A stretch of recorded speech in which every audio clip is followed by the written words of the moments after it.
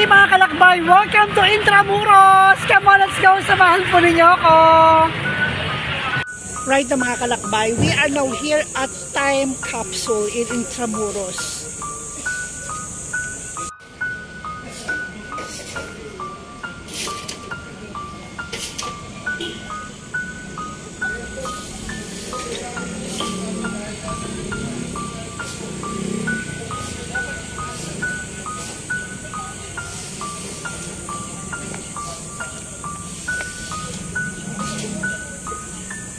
Yan po yung dating San Miguel.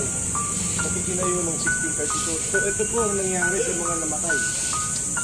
Sa loob po ng isang buwan, ito ang... Pero hindi natin naman kasi ito. Sa amin, sa pagdating ng 1845, hindi lang ganito. Nagiging ng ganito Manila.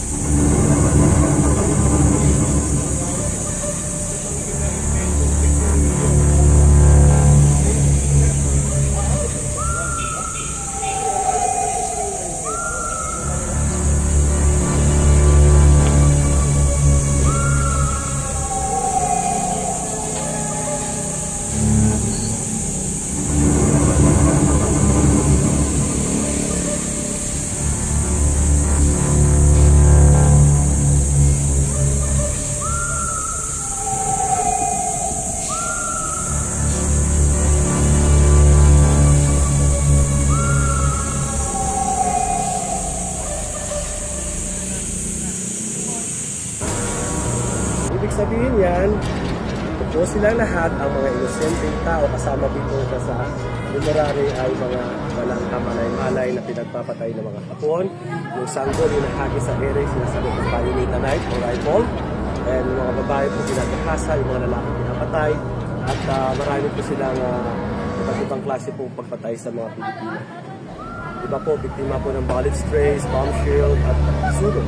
So yan po, nakalagay mo dyan. So, we do not forget po sa kanilang mga inosenteng buhay po sa 100,000 na tao. So rest in peace po sa kanilang lahat na namatay po rito ng World War II. But sa likod po nito, meron po tayong tinatawag na time capsule. Bubuksan daw po ito after 100 years. So, ang nakasaad na po sinabi sa amin is kukunin naman po yung mga listahan ng mga Pilipino. Yun lang po ang sinabi sa amin ng tourism. Already po natin alam kung ano man mga nakatagong importante dyan, sila na po yung nakakaalam. Government na po yung nakakaalam.